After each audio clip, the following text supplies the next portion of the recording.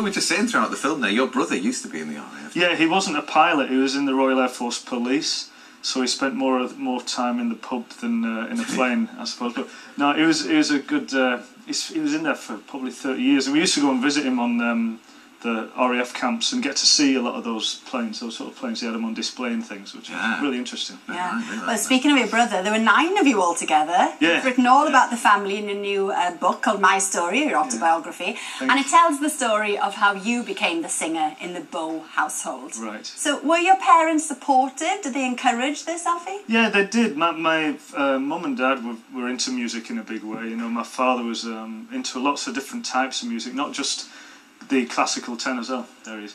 Yes. Yeah. Not just the classical singers. He was into like country singers, folk singers, the big band music, the Glenn Miller stuff, and all that.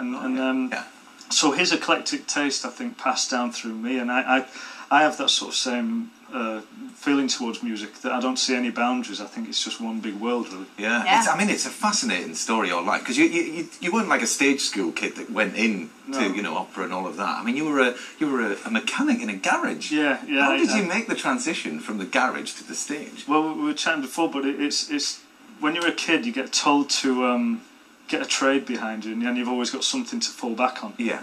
And that was what I was told, and I started looking around my local area and finally got a job working for a car factory as a body mechanic.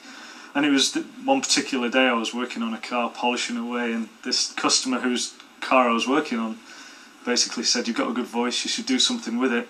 Why don't you go down to London? There's an opera company who's auditioning for people for the next tour.